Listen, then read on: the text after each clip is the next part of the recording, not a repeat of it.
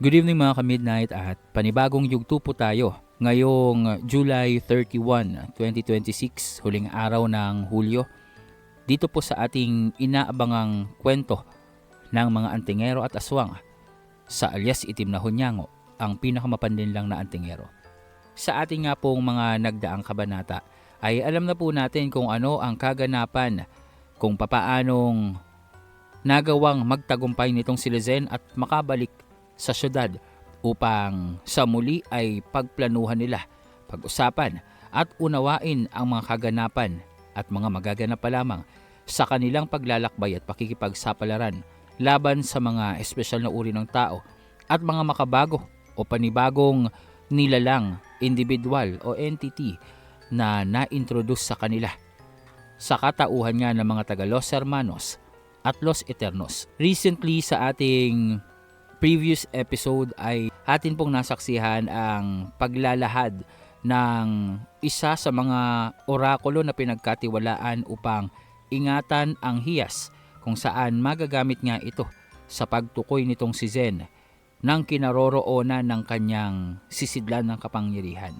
Paliban pa doon, may malaki at importanteng papel ang singsing na ipinagkaloob sa kanya ng tribo ng mga orakulo na minsan ay nakasalamuha ng mga nagdaang reinkarnasyon nitong si Crisanta.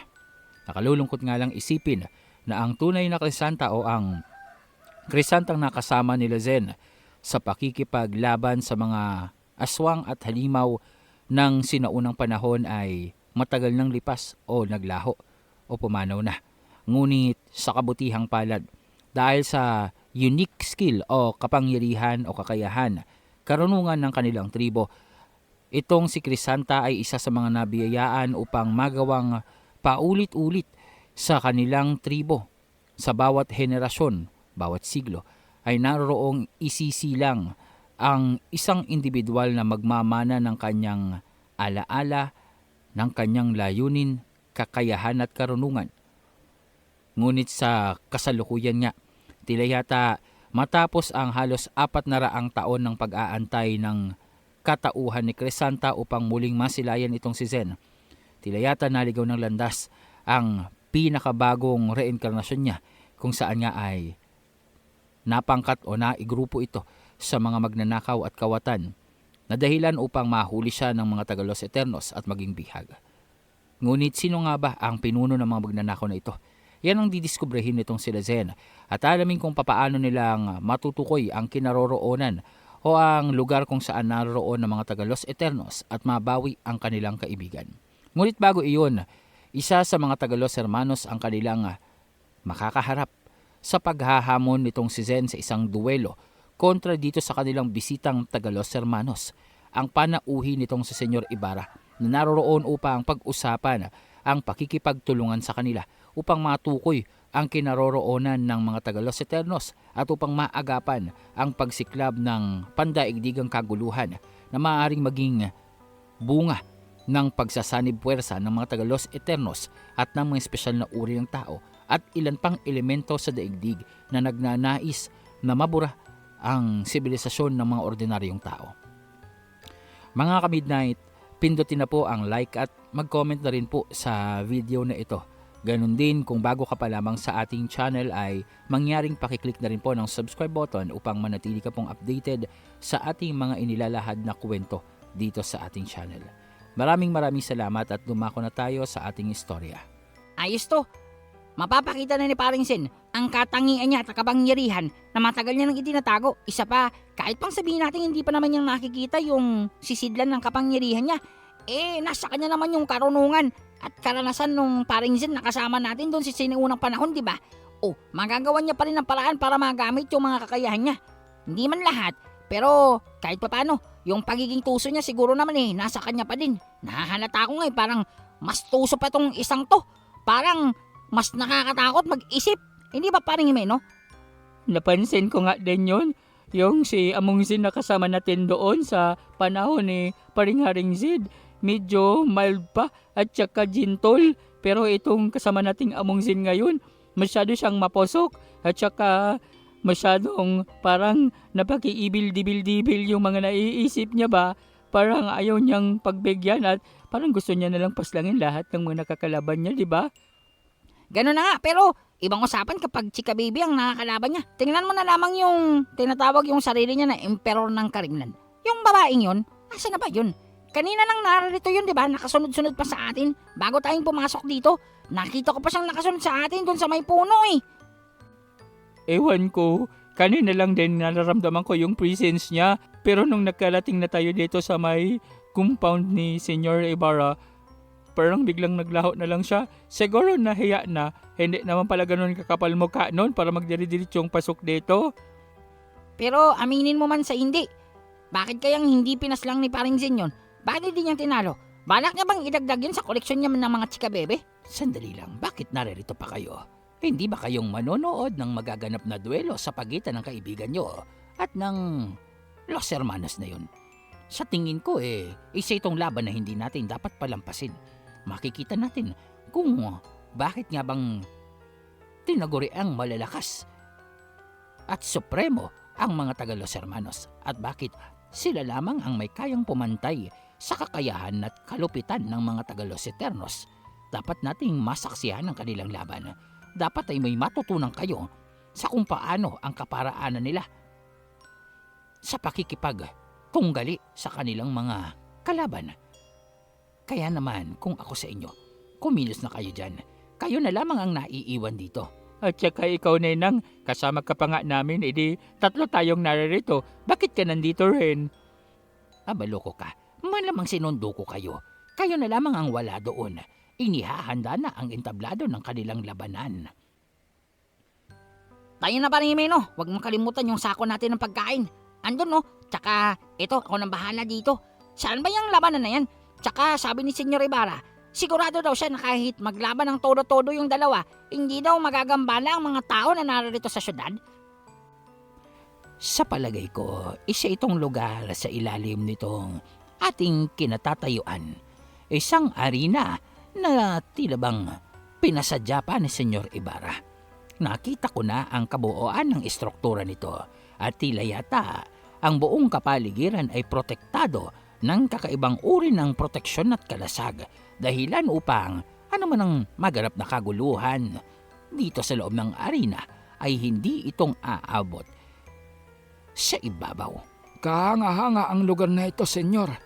Sinong mag-aakala ng isang eleganteng mansyon na nakikita mula sa labas yung nagtatago ng isang brutal na lugar na kagaya nito? Alam kong matulungin akong tao. Adhikain ko ay ang mapabuti ang lahat ng mga inosente at mahihina. Subalit hindi naman lingid siguro sa inyong kaalaman na upang maisagawa ito, may mga bagay na dapat tayong isakripisyo, lunukin at pikit mata na isagawa. Ang lugar na ito ay pinagdadausan ng mga labanan ng mga nilalang na ginagawa naming subject upang mapag-aralan ang kakayahan at kapangyarihan at upang makagawa na rin ng mga kaparaanan upang makontra ito. Hindi lamang mga ordinaryong antingero at aswang ang naglaban dito. Maliban pa doon ay mga nilalang halimaw na minsan ay naglakad sa mundong ibabaw. Mga nilalang na ni sa hinuhan ng mga ordinaryong tao ay hindi umiiral na inaakala nila na parte lamang ng alamat ng kasaysayan. Subalit, sa tulong ng arena na ito, nagawa naming aralin ang maraming bagay at katangian tungkol sa iba't ibang lahi. Ito rin ang naging dahilan ng pagtatagumpay ng aming Project Iris. Kaya naman, maasanin na kayo at huwag na sana kayong mabigla pa. Ito na ang pinakaligtas na lugar para sa dalawang yan upang maisagawa ang kanilang pagdidwelo. Hindi para sa kanilang mga sarili, kundi para sa mga inosenteng tao na nasa kapaligiran. Kaya naman, antabayan ninyo lamang ang magaganap. Di na masama ang lugar na ito. Mukha yatang masayang maglaro dito. Ano bang patakaran ng duelo natin? Tinatanong pa ba yan? Di matirang matibay. Kung sinong sumuko, siyang talo. Aba, matapang ka. Pero paano kapag napasama ka? Di ko may papangako baka madisgrasya pa kita at mabalian ng mga boto. O baka naman, makomatos ka. Di ibig sabihin mahina pa ako. Kapag nagawa mo yon, nangangahulugan lamang ito na hindi pa kaming handa upang kaharapin ang mga taga Los Eternos. Ganun lang kasimple. Ba, gusto ko ang mindset mo. Tama ka naman. Kung sa duelong ito pa lamang ay babagsak ka na at hindi ka magtatagumpay, kung dito pa lamang ay malalagay na sa alanganin ng buhay mo, mas mabuti pang pabayaan nyo na lamang ang pagsugpo sa mga taga Los Eternos sa amin. Hayaan yung kami na lamang ang trumabaho nito. Pero kung mapilit ka, kung gusto mo talagang makita at masukat, kung nasaan ba ang antas ng kakayahan mo kumpara sa isang taga Los Hermanos, pagbibigyan kita. Ngunit tandaan mo, hindi ako ang pinakamalakas sa amin. Isa lamang ako sa mga pinakabaguhan pagdating sa aming pangkat at sa kakayahan. Kaya naman sana ay hindi kang mabigo sa mga inaasahan mo. Malalaman natin yan mamaya. Mukhang sakto lang yung dating natin dito, Nenang. Mag-o-umpisa pa lang yata yung labanan. Oo nga paring Meno. Pumusta ka dun sa kalaban. Pupusta ako kay paring Zen. Akin na yung 2 manok mo kapag nanalo ako. Payag ka? Ang daya mo naman, bakit nauna kang namili? Mag-Jack and Poy na lang kaya tayo. Kung sino ang pupusta doon sa taga Los Hermanos at sino naman ang pupusta kay Among Zen, hindi pwede yung ikaw nagdedesisyon. Aba. Kung sa bagay. O di sige, Jack and Boy tayo. Ayan, yan ang gusto ko. Are you ready? Okay. Tingnan natin kung mananalo ka sa akin. Okay, Jack in. Tika lang, bakit hindi ka pang gumagalaw? Bakit kailangan bang ganyan ka lang nakaposisyon-posisyon sa akin nakatingin? Gaganyanin mo yung kamay mo. Basta, sabihin mo na lang yan, tapusin mo. At naroroon nga na inumpisahan itong si Himeno at Kulas ang kanilang pustahan. Ngunit sa bandang huli, natalo itong si Kulas kay Himeno. Kaya naman, naroroong itong si Himeno ang pumusta na mananalo si Zen at itong si Kulas naman ay doon sa kalaban. Aba, ang daya. Parang dinaya mo yung Jack and Boy natin Bakit ikaw nanalo? Wow, pag ako nanalo, madaya. Pag ikaw nanalo, patas lang. How could you? Ganun talagang kapalaran. Akin na yung second mo, kakainin ko na. Op. Teka lang, hindi pa tapos ang labanan. Mabuti pa panoorin na natin yun. Tsaka marami naman tayong baon dito sa may sako. Cancel na lang natin yung pustahan natin. Oh, Ninang, dito ba kami? Oo, wag na kayong lalapit pa doon at ayon kay Senyor Ibarra, hanggang dito lamang ang proteksyon ng kalasag ng arenang ito. Ano mang mas malapit pa dito ay maaaring masadlak kayo sa injuries, pinsala mula sa magiging labanan. Kaya naman makabubuting manatili ka na lamang kung saan kang nakaupo, Kulas, bago pang may mangyari ditong hindi inaasahan at dahilan ng ikasisira ng kanilang duelo. Tandaan nyo, ang duelong ito ay magdidikta ng ating estado sa pag-uusap ukol sa pagsugpo sa mga taga Los Eternos. Kung magagawa ni Zen ang kahit na papano'y tumagal at maipanalo ang laban, maaaring hindi tayong maaliitin ng mga taga Los Hermanos pagdating sa antas ng ating kakayahan. Subalit kung dito pa lamang ay matatalo si Zen, tiyak magiging mababa ng labis ang tingin sa atin ng mga nilalang na yan at ng kanilang grupo. Kaya sana ay magawang manalo nitong si Zen kahit papano. Huwag kang mag-alala, Ninang. Hindi lamang mananalo yan si Among Zen. Ilalampaso niya pa yung kalaban niya. Ingungud-ngud ba? Oy, teka lang. Di ba dyan ako nakaposta? Huwag kang magaganyan, maldisyon ka naman Alam mo, duelo lang to. Bakit may paglampaso? Dapat patas lang. Fair game ba? At saka, Ninang, ano bang postahan nila dito sa duelo nila? Ano bang ginagawa niyang 2 Los Alimangos na yan at naririyang nakatitig lamang? Huwag mong sabihin na makiki-snack pa sila sa atin. Ayaw pa nilang umalis. Mukhang narito sila upang magmasid, masaksihan ang kakayahan ni Zen. Kagaya ng sinasabi ko sa iyo, yan ang magdidikta ng kanilang paggalang sa atin. Nakadepende sa magiging kalalabasan ng labang ito kung ano ang magiging tingin nila sa atin. Kung kakampi ba o pabigat lamang. Sa oras na maisara ang tarangkahan dito sa arena, hindi itong magbubukas hanggang sa isa sa inyo ang manalo. Ibig sabihin, fight till death ang magiging labanan nyo dito. Hep.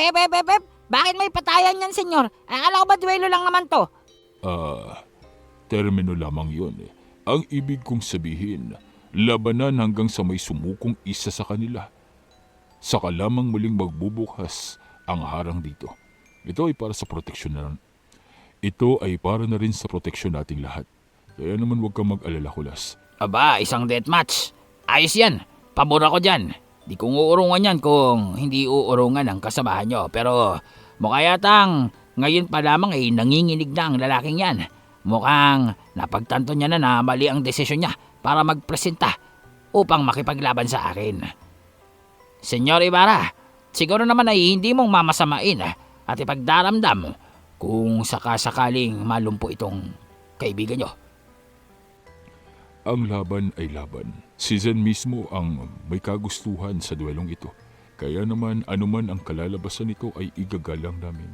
Maliban pa doon hindi kaming marunong sumira sa usapan. Kung magagawa niyong manalo, tutuparin namin ang pustahan. Kung gayon, ano pang inaantay natin? Umpisahan na natin to at nang makarami na tayo. Sandali nga, ano nga uli ang pangalan mo? Hindi akong sanay makipaglaban nang hindi ko nakikilala kung sino ang tinatalo ko. Ako si Zen at ikinalulugod ko ang karangalang makalaban ng isang taga Los Hermanos. Ako si Zen at karangalan ng makalaban ng isang kagaya mo. Zen. Hindi yata narinig ko na ang pangalang yan. Hindi ko lamang matandaan kung saan. Pero narinig ko na to, sigurado. Bueno. Zen ng mga antingero. Sana naman ay handa ka na matalo sa labang ito. Sana ay walang samaan ng loob. Susubukan ko na makontrol ang aking kakayahan at hindi kang gaanong madurugan ng boto. Para naman kahit papano sa oras na magpulong ang pangkat nyo at ang aming pinuno, magawa mo pang makadalo. Pero mag-iingat ka pa din at walang katiyakan na 100% na mapipigilan ko ang pakikipaglaban sa iyo. Areglado, walang problema yon. Ganon din sa akin. Sana ay huwag sumama ang loob mo. Kung sakasakaling hindi umayon sa kagustuhan mo ang magaganap sa labang ito.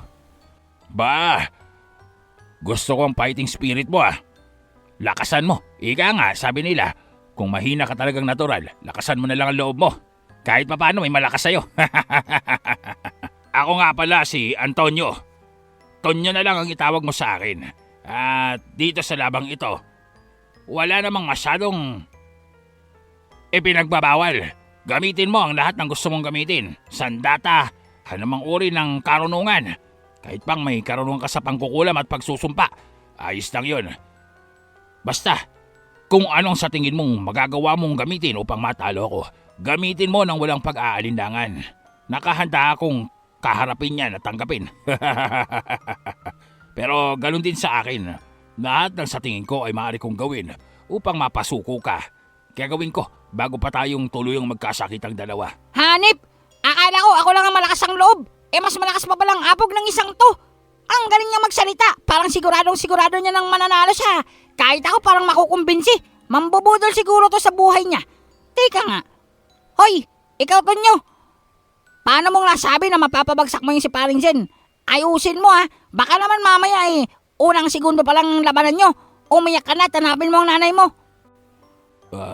Sino ka naman? Bakit ko kailangan sagutin yung mga katanungan mo? Aba. Hindi mo ba ako nakikilala? Ako ang manager niyang si Paring Zen. Call me Kulas, ang poging pantas. Pantas. Okay, maglalaban na kami kaya manahimik ka na. Masyadong masakit sa tenga ang boses mo. Bakit bang hindi mo na lang saksakan niyang mga pagkain mo nang manahimik ka? Nag-uusap ang mga tao dito. Kaya mga tsonggo, sa gilid lang. What? Sinong tiyonggong tinatawag mo? Huwag mong matawag-tawag na tiyonggo si Paring Imeno Uy, teka lang. Bakit nasali ako dyan? Kayo ang nagkukwentuhan? Ala naman ako yung Chonggo. Eh sino pa ba? Ikaw, Ungas, ang tinatawag kong Chonggo. Huwag kang maingay dyan. Di mo bang napapansin? Ikaw lang ang nagsasalita dito. Aba, pati ikaw nagsasalita ka din naman eh. Ay, kasamaan mo ba talaga to? Ang hirap kausapin. Ang sakit sa ulo. Pabayaan mo na lamang yan at ganyan talaga yan. Zen, Antonio, nakahanda na ba kayong dalawa? Sa loob ng 1 minuto ay mag-uumpisa na ang inyong duelo.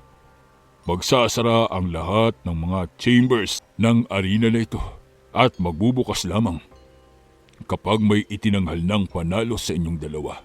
Sana ay hanggang sa friendly sport game lamang ang gawin nyo at walang patayang maganap. Ngunit kung meron man, wala na tayong magagawa pa doon. Parte na ito ng buhay ng isang mandirigma. Doon sa paghudyat nitong si Senyor Ibarra ay inumpisahang sarahan ng mga tauhan niya ang lahat ng daanan sa paligid ng arena. Isang espesyal na uri ng estruktura o lugar ang mismong arena na paglalabanan nitong si Zen. Isang lost technology o lost knowledge ang ginamit nitong si Senyor Ibarra upang malikha ang isang arena na naroroong nakalutang sa pagitan ng kailaliman ng kanilang kinaroroonang mansyon.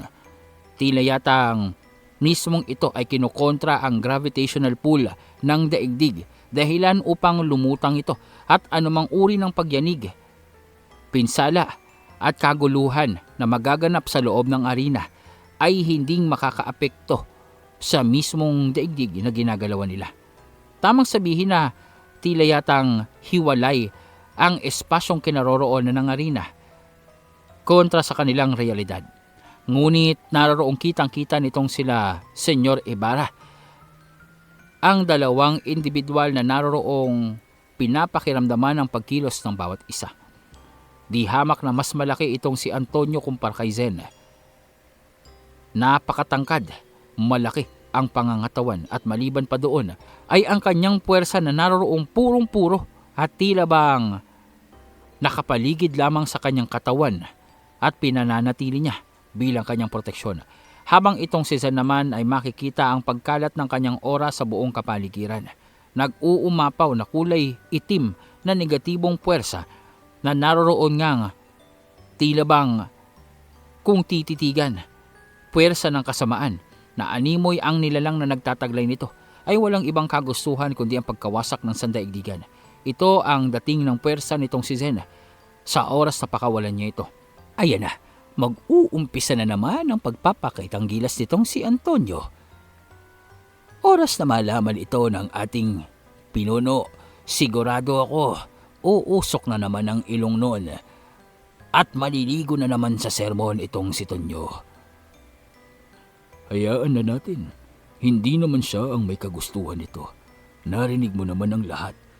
Ang binata mismo ang nag-alok ng duwelo dito kay Antonio. Legal yun. Saan mang anggulo nating tingnan. Ang binatang yan ang nag-umpisa ng hamon. Kaya naman tumugon lamang itong si Antonio. Ngunit tila yatang sa kasalukuyan niyang karanasan at sa kanyang mga kagamitan, hindi tatagal ang isang iyan kontra sa prinsipe. Ano ka ba? Huwag kang masyadong maingay. Walang ibang nakakaalam na prinsipe ang kaharap niya. Ibig lamang manatili ni Tonyo bilang Tonyo, ang miyembro ng Los Hermanos at hindi isang prinsipe ng kung saang mang lupalop. Ewan ko ba kung ano ang trip ng mga maharlika na kahit pa ang nasa kanila halos ang lahat ng gugustuhin sa mundong ito, naghahanap ng sakit ng katawan at ng ulo. Hindi natin mauunawaan ang kukote at utak ng isang kagaya niya. Iba mag-isip yang si Tonyo, pero maaasahan natin sa pagdating sa trabaho. Panoorin na lamang natin kung may ibubuga ba talaga itong si Zen, ang binatang antingero, kontra sa kalakasan ng prinsipe. Sa umpisa nga ay makikita ang pagpapakiramdaman ng dalawa. Maingat itong si Zen. Dahil nga sa wala pa siyang ideya kung paanong makipaglaban itong si Tonyo maliban sa nakita niya nga ang ginawang pagpuksa ng mga ito sa sasakyang panghipapawid ng mga espesyal na uri ng tao. Ang napakatinding presensyang nararamdaman niya mula dito. Ngunit maliban doon, hindi niya pang alam kung paano ang estilo ng pakikipaglaban ng isang Los Hermanos at ano nga ba ang hangganan ng kakayahan nitong si Tonyo pagdating sa espiritual na kapasidad at kapangyarihan. At maliban doon, kung ano ang kanyang kakayahan sa pisikal na kumbate. Kailangan maging maingat nitong si Zen. Siya mismo ang nag-umpisa ng duelong iyon. Kaya naman hindi maaaring basta-basta na lamang siyang mapabagsak ng kanyang hinamon. Tanggap niya sa kanyang sarili na may posibilidad nga na malayo ang kanyang kapangyarihan at kakayahan maging ang kanyang karanasan kumpara sa kung ano ang tinataglay nitong si Antonio.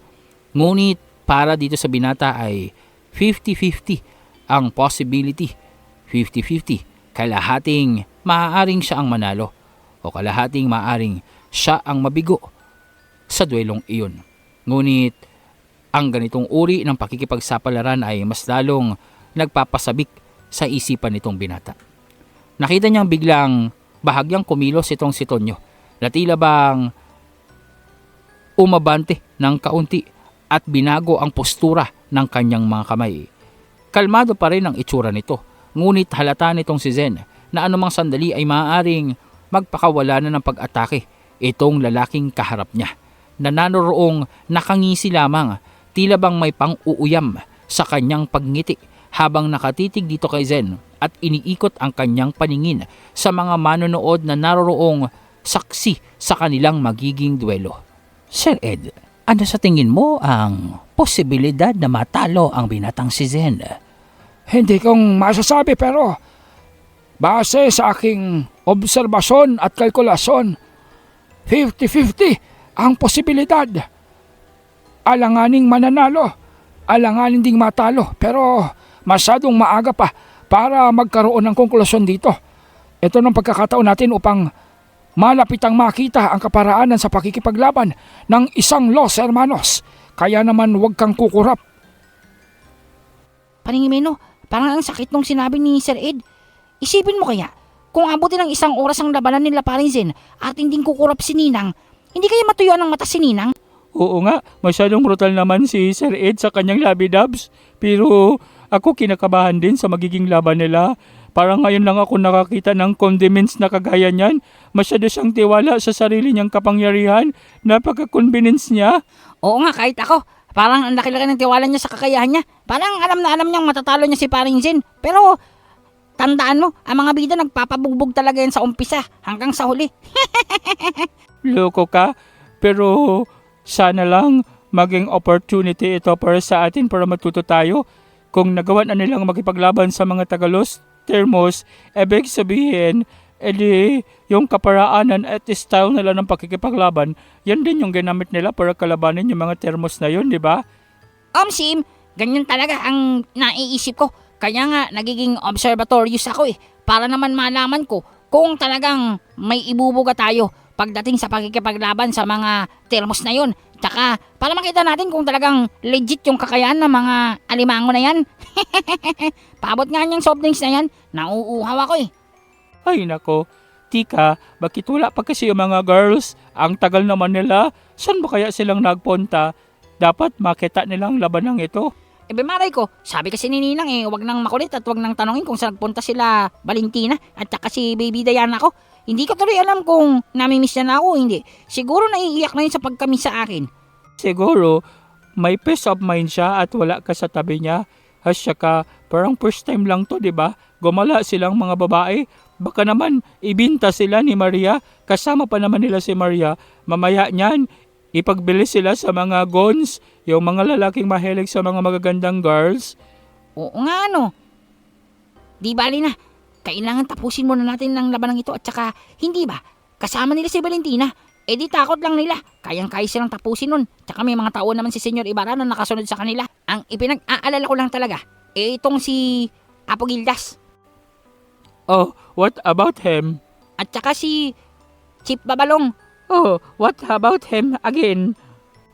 Kasi di ba, sila ang pinakapuntiryan ng mga espesyal na uri ng tao. Paano? Malayo sila sa atin.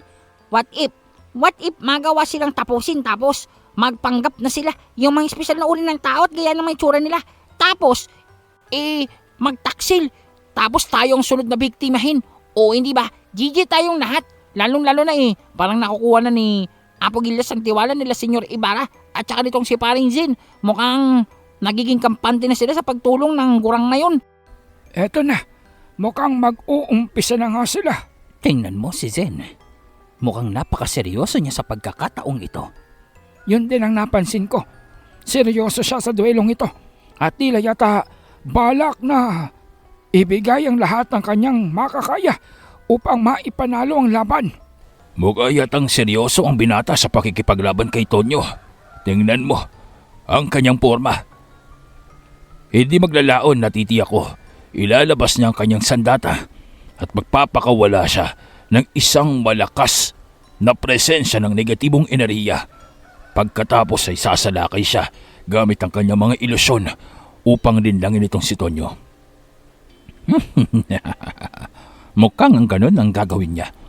Sa aking tansya, kaya niyang gumawa ng walang hanggang uri ng ilusyon gamit ang kanyang aura na nakikita ko sa kanyang mga mata. Isang uri ng mutya na tila yatang may kakayahan na katulad sa sandatang tinataglay ni Tonyo. Ang pantasma, ang regalyang sandata na daladala ni Tonyo na kayang pantayan ang mga espiritual na nilalang at uri ng pag-atake, maging mga summons na kagaya ng gagawin ng binatang yan. Mukha yatang akmang-akma ang regalya upang tapatan ang kanyang kapangyarihan. Ayan na pa rin Kulas, tingnan mo, parang naka-serious mode si Among Zen. Tingnan mo yung mga mata niya, hindi ba? Hindi man lang kumukurap-kurap. Oo nga, at saka hindi siyang nakangisi. Hindi kagaya ng ibang mga laban. Ngayon, seryosong-seryoso siya. Parang natalo sa waiting Oo nga, tika. Anong ibig sabihin kaya nito? Parang for the first time in forever, nag-serious mode si Among Zen. At maya-maya nga, kagaya ng sinabi ng isa sa mga taga Los Hermanos, inilabas nga ni Zen ang kanyang itim na punyal na may kulay pulang patalim at maya-maya ay nagpakawala ito ng hinding masukat na uri ng negatibong enerhiya na bumalot sa buong kapaligiran. Walang kung ano-ano ay makikita na tila bang unti-unting marahang lumilitaw ang mga kagaya ni Zen, mga ilusyon na ginamit niya upang atakihin itong si Tonyo, habang siya naman marahang naglaho sa kadiliman ng kanyang aura. Naroroong unti-unting kumilos ang kanyang mga ilusyon at inatake itong si Tonyo, habang ang lalaki naman ay nakatayo lamang, naroroong nakahanda sa pag-atake. At sa isang iglap, ang batalyon ng mga ilusyong ginamit ni Zen ay naroroon na sa harapan nitong si Tonyo, dahilan upang agad na kumilos itong lalaki at lumundag patungo sa itaas. Ngunit sa kanyang paglundag ay naroroong sinabayan naman siya ng 4 sa mga ilusyon nitong si Zen. Gamit ang mga punyal, naroroong nakaambang atakihin ng mga itong si Tonyo. Ngunit tila bang nagawang basahin nitong si Tonyo ang mga pagkilos ng mga pag-atake ni Zen, kaya naman agad itong umiwas at mas lalong umangat sa ere. Ngunit sa pagkakataong iyon ay naroroong lumitaw itong si Zen, naroroon sa itaas, akmang sisipain itong si Tonyo. Ngunit maging ang pagsipa nitong si Zen ay naroroong nasangga ng mga braso nitong lalaki. Masaya ito. Napakabilis mong kumilos at napakagaling ng pagkontrol mo sa mga ilusyon mo. Ngunit masyado pang mahina. Hindi ako may babagsak ng ganito. Ito sa'yo. Oh my! Tatamaan si Paring Zen ng suntok na yun! Ay, hindi kong kayang tingnan. Oh my shims! At naroroon ngang tumama sa sigmura nitong si Zen ang napakalakas na puwersa ng suntok na mararamdaman ang presensya maging ang hangin na nagmula sa impact nito na naroroong tumama sa mga kalasag ng kanilang arena. Nagsuka ng dugo itong binata at naroroong tumilapon. Subalit maya-maya pa ay naging malausok na itim ito. Isa pa ito sa mga ilusyon na ginawa nitong si Zen na para bang kung titingnan, kung pagmamasdan maging sa pinsala at reaksyon nito, parang totoong Zen ang tinamaan nitong si Tonyo. Ngunit isa lamang ito sa mga ilusyon ng binata. Patuloy na nagpapaikot-ikot at kumikilos ang mga ginamit itong sandata ni Zen, ang mga ilusyon na nagmula sa kakayahan ng mutya ng aswang at ng puting general. Ngunit imbes ng tila yatang mangamba, mabahala itong si Tonyo, naroong mas lumawak ang pagngisi nito. Tila bang mas lalo siyang natuwa sa reaksyon nitong binata maging sa estilo ng kanyang pakikipaglaban. Makikita, parehong kaliwat ka ng kamay nitong si Tonyo. Gamit-gamit niya, kinakargahan ng hinding maaninag na uri ng puwersa at mana na parabang kung ituturing ay invisible, subalit napakalakas ng puwersa na sa tuwing tatama sa mga ilusyon nitong si Zen ay natutunaw, naglalaho ang mga ito. Tila bang puwersang hindi kayang tagalan ng manang nabuo upang malikha ang mga ilusyon. Isa-isang inatake nitong si Tonyo ang mga ilusyon nitong si Zen upang mahanap ang tunay at pinagmulan ng kapangyarihan. Ngunit hindi niyang mahagilap ang binata. Habang ang dalawa naman sa mga Tagalos Hermanos ay naroong labis ang pagkamangha at pagkatuwa sa nagaganap na labanan.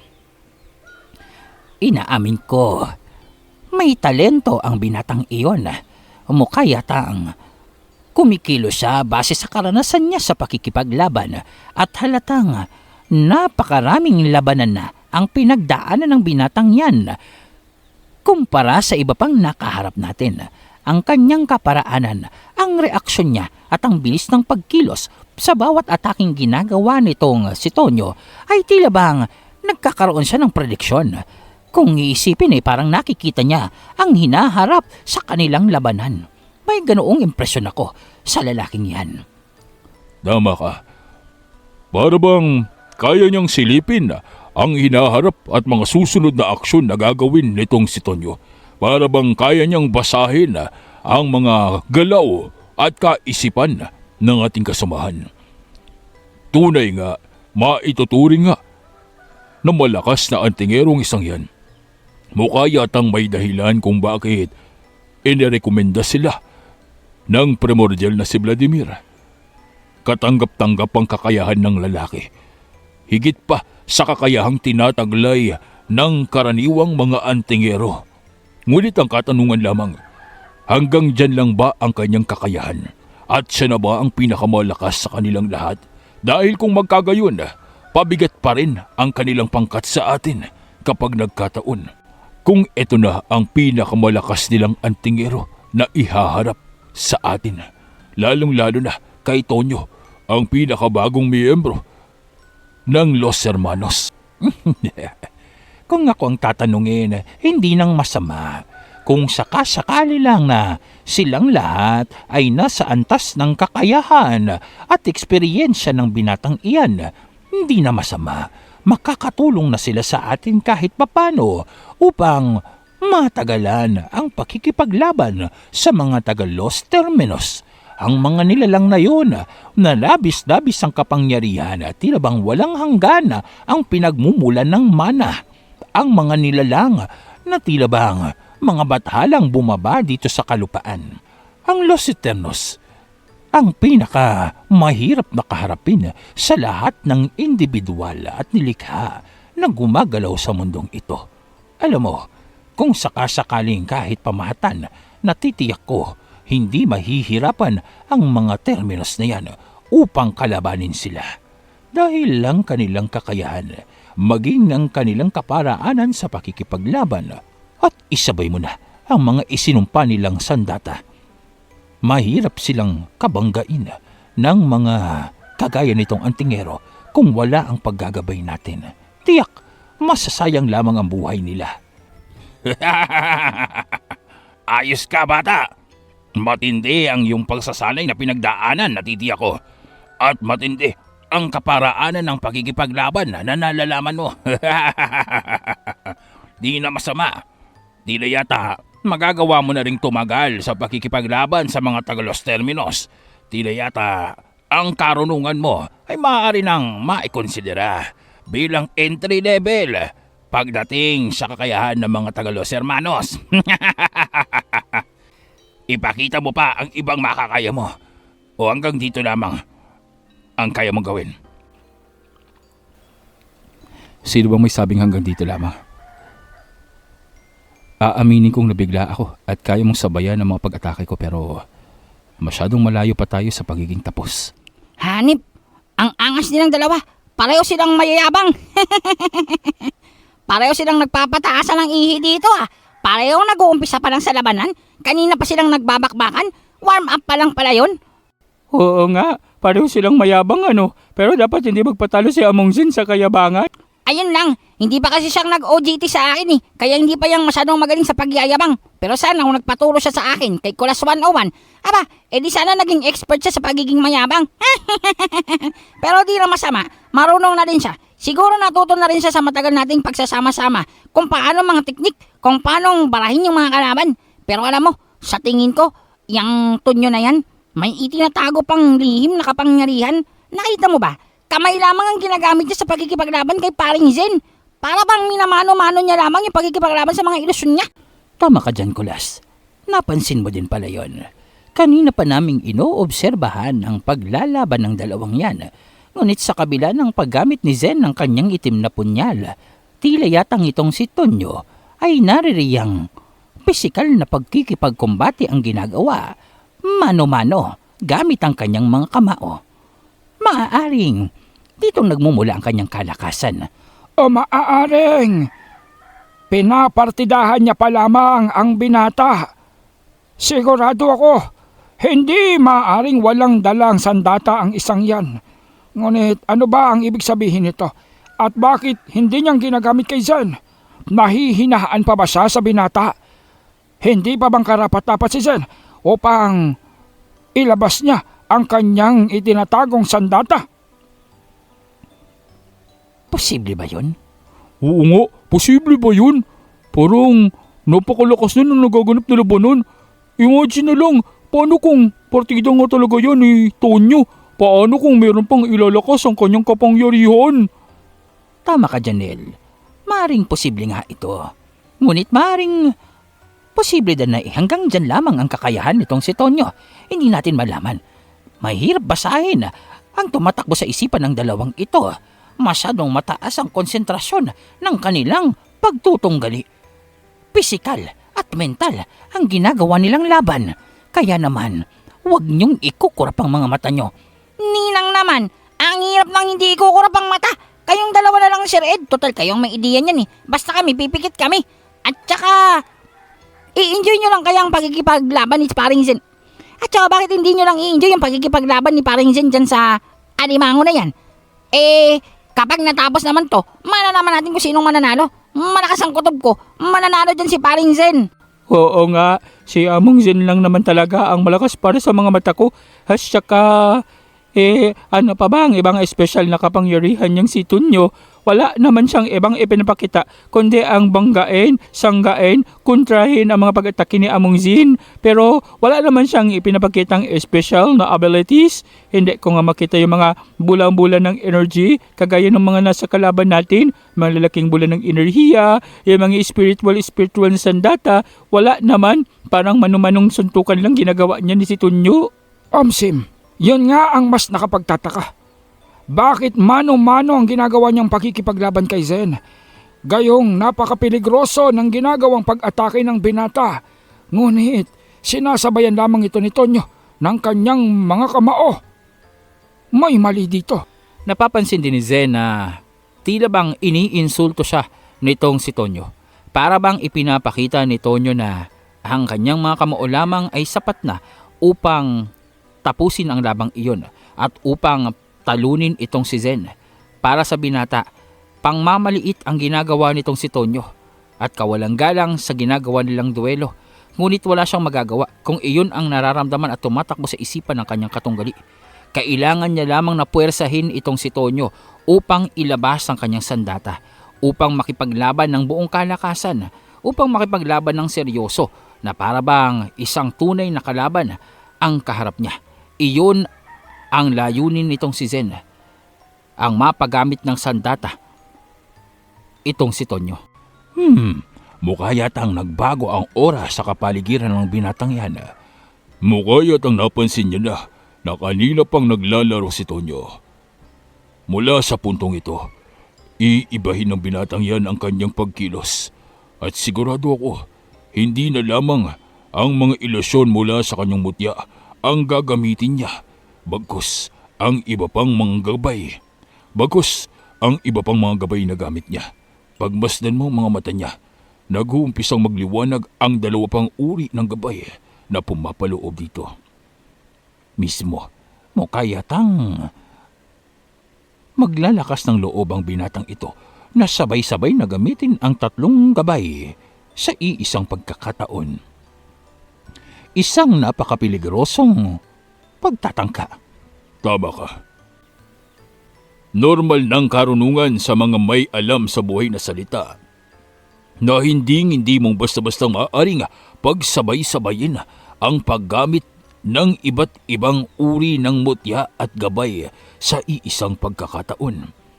Parang kumakatok ka na sa pintuan ng kamatayan kung gagawin mo ito at tatangkain mong gawin.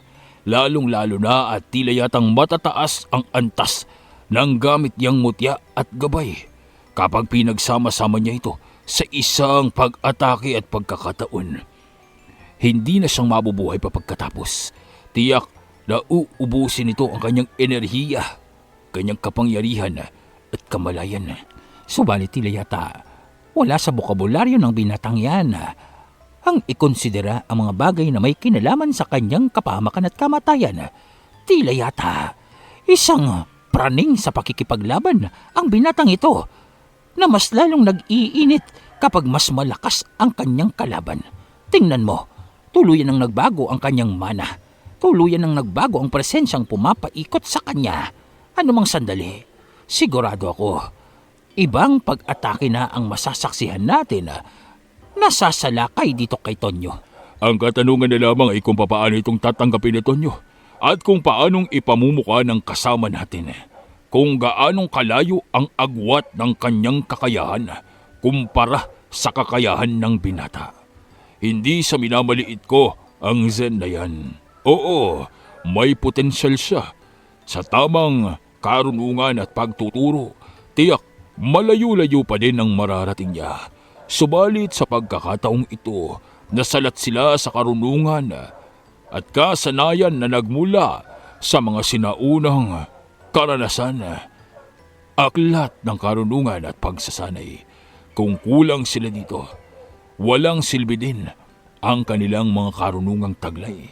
Maliban pa doon, tingnan mo, pagmasdan mo si Tonyo.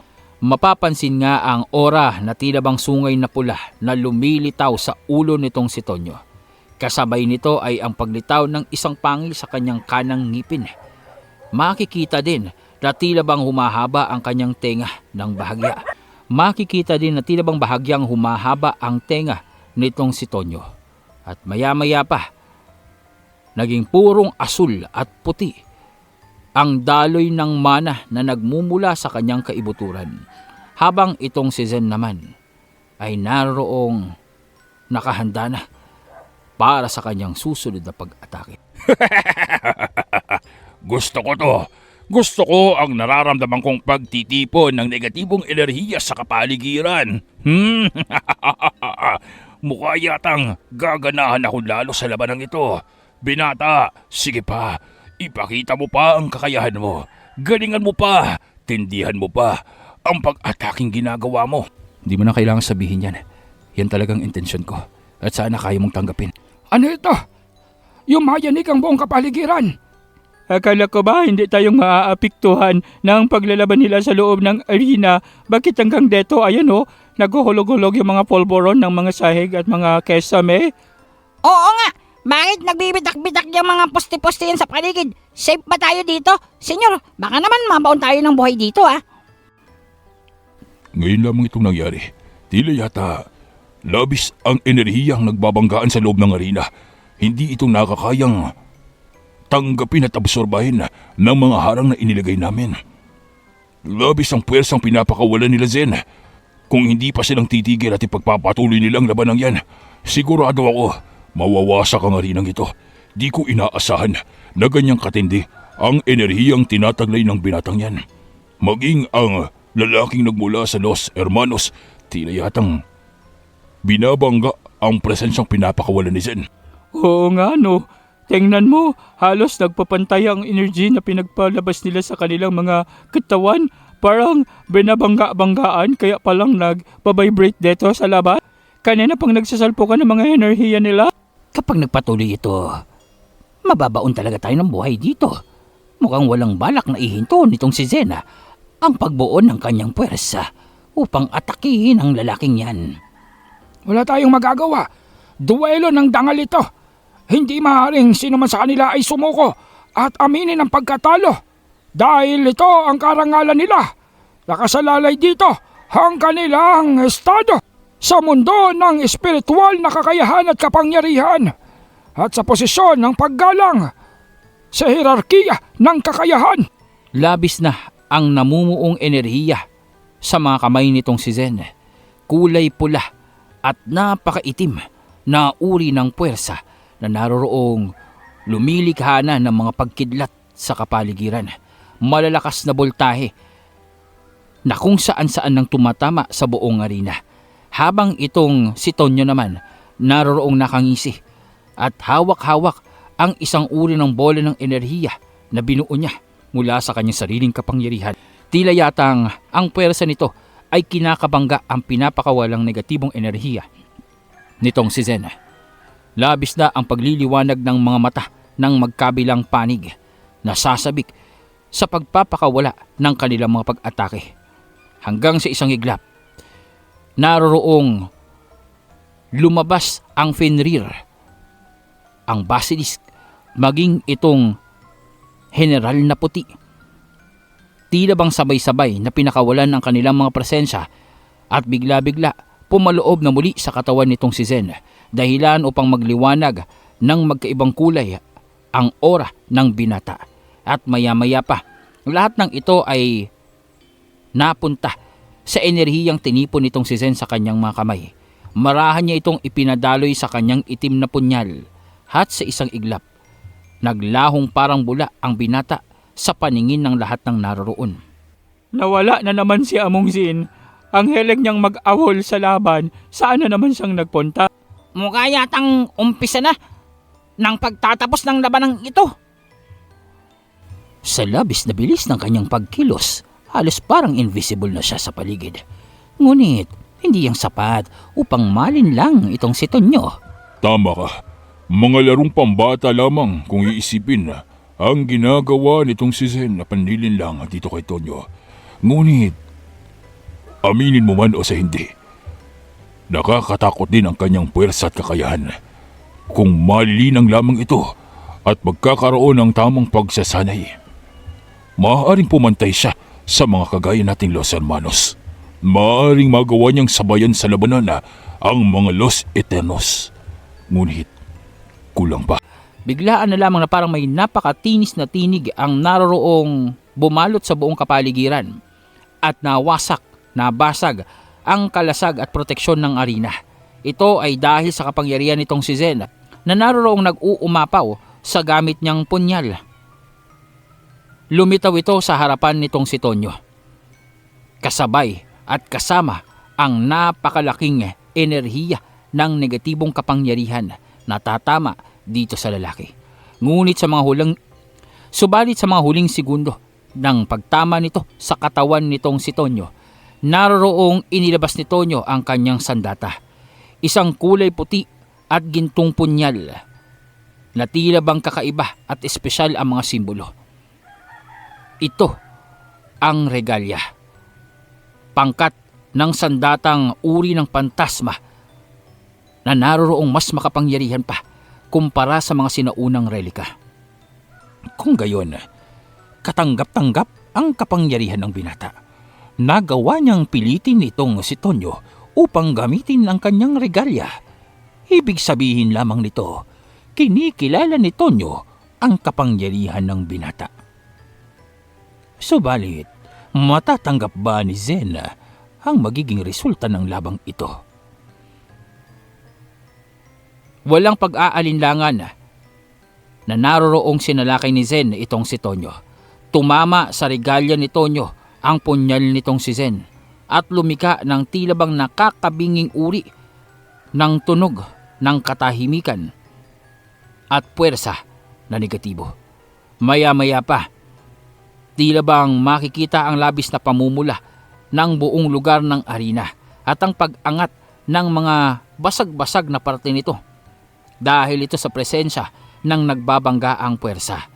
Makikita na tila bang labis ang kadiliman na nagbumula dito sa punyal na taglay ni Zen at ang pagsusumigaw ng presensya ng puwersa na naroroong nagbabanggaan sa pagitan ng dalawang lalaki. Sinasabi ko na nga ba, hindi mo akong binigo sa kakayahan mo, Zen. Nagawa mong pilitin ako na gamitin ang aking regalya. Kahanga-hanga. Doon ay makikitang nagbabago ang kulay nitong regalya at tila bang nagiging kulay berdeng nagliliwanag ang aura nito at nagiging pilak ang mga talim. Maya-maya pa, marahang naglaho ang matinding presensya ng nagbabangga ang puwersa sa kanilang kapaligiran. Doon ay makikita na bahagyang namuti ang buhok nitong si Tonyo kasabay ng pagpapalit ng kulay ng regalya patungo sa pagiging itim at ginto at muling pagbalik nito sa ordinaryo nitong kulay nang una itong ilabas nitong si Tonyo. What happens? Anong nangyari dun sa pag-atake ni Among Zen? Mukha yatang natapatan nito ng pwersa ng kapangyarihan nitong si Tonyo. Kung iisipin, ang dalawang magkaibang puwersa na labis ang lakas ng enerhiya kapag nagkataong naipantay sa isa't isa, ang nagiging resulta, kawalan, kanselasyon ng parehong pag-atake. Ang ibig sabihin nito, ang pag-ataking ginawa nitong si Tonyo ay pumantay sa pag-ataking ginawa nitong si Zen? Bahagyang tama ang dalawa, subalit ang katotohanan. Ang regalyang taglay nitong si Tonyo ay isang pantasmal. Nakaugnay ito sa mundo ng kaluluwa at espiritu.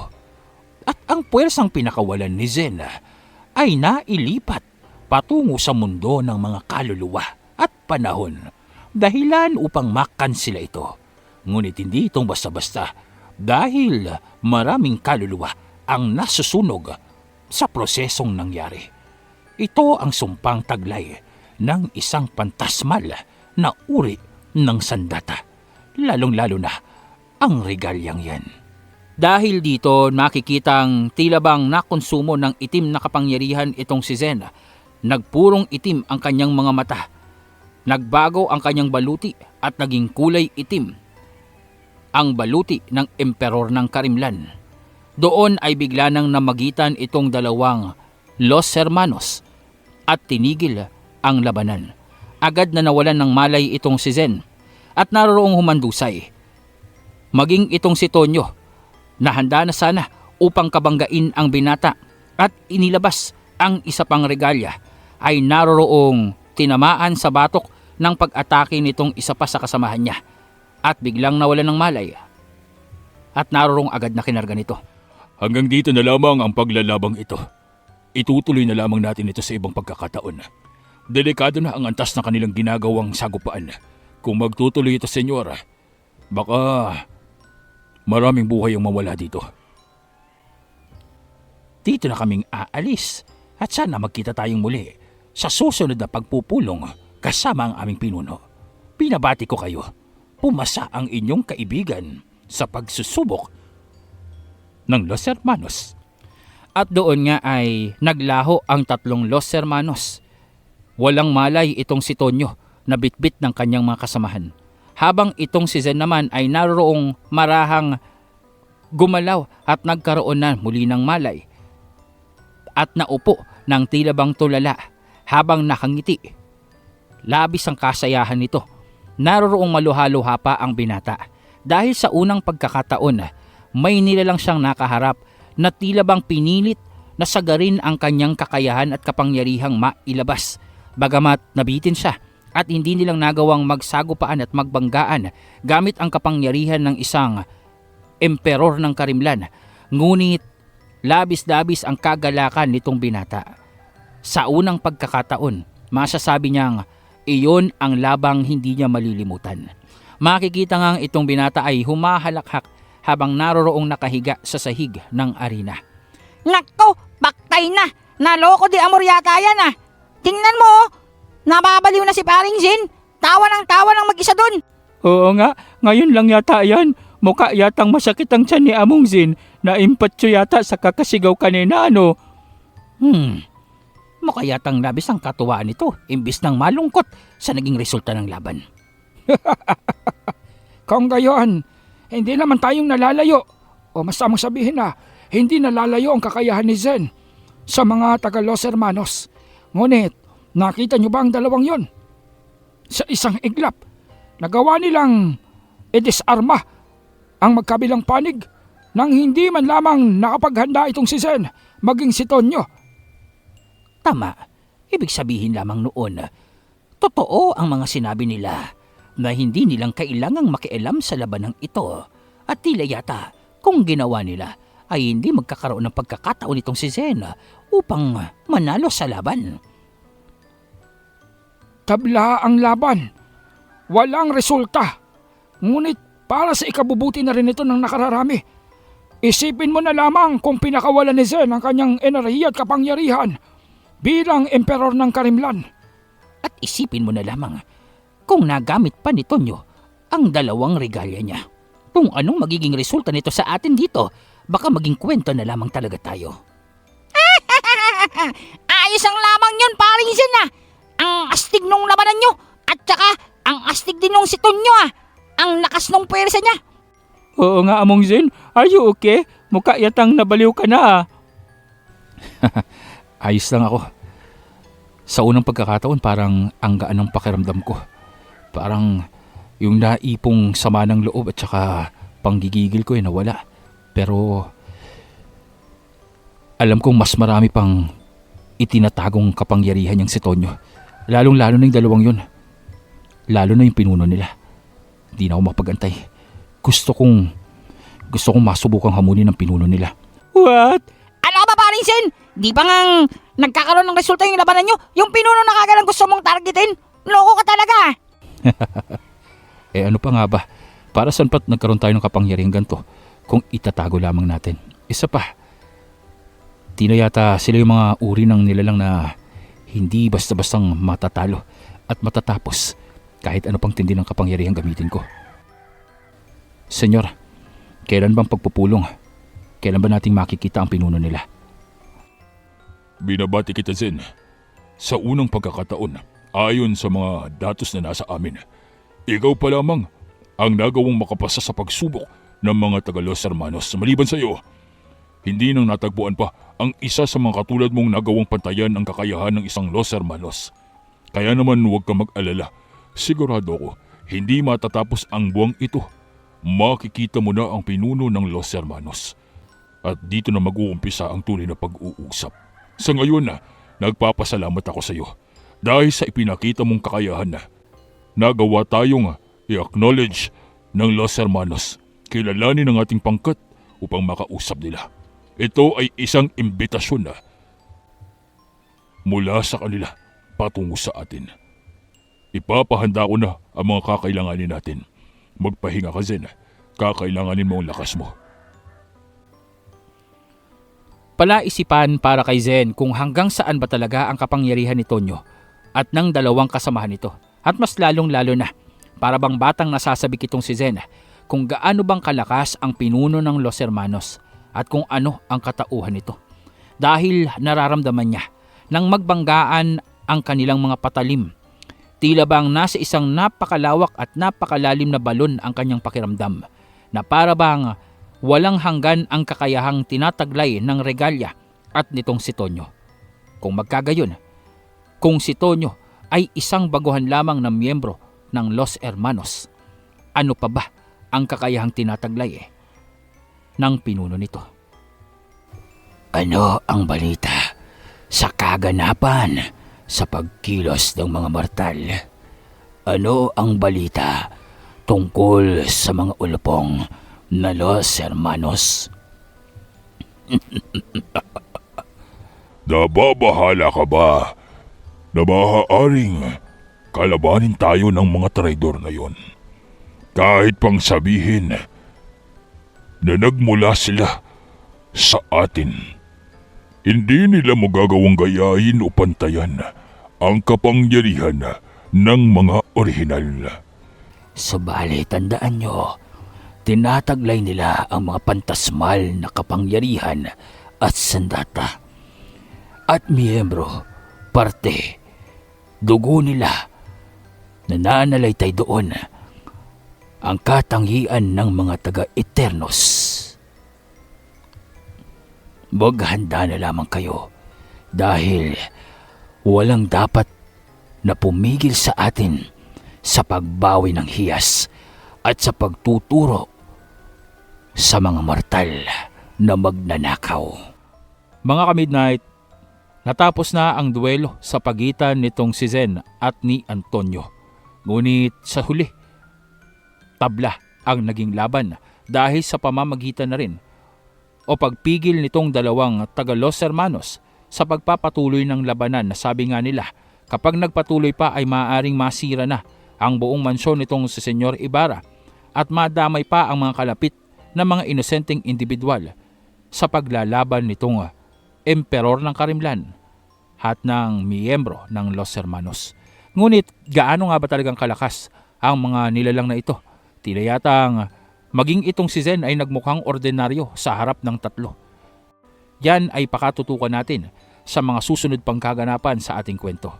Ano ang magiging kapalaran ng ating mga antingerong mandirigma at ano ang magiging kaparaanan nitong si Fred, Zen at ang kabuuan ng kanilang grupo upang magawang kalabanin ang mga taga Los Hermanos sa mga susunod na pagsubok at duwelong magaganap sa kanila. Mga ka-Midnight, huwag kaligtaan ang pag-iwan ng like at comment sa kwentong ito. At bago nating tapusin ang ating istorya, ay ibig nating batiin ng maligayang kaarawan ang anak ng isa sa ating mga solid na ka-Midnight. Ibig nating batiin si Alexa Abila. Anak po siya ni Boss Alvin Abila na nagdaraos po ng kaarawan sa araw na ito. Happy birthday po sa iyo at more blessings to come. At Sir Alvin, maraming salamat sa pagsuporta mo sa ating channel. Ito pong muli si Sir Mar ng Midnight DJ Tagalog Horror Story na nag-iwan sa inyo ng isang magandang gabi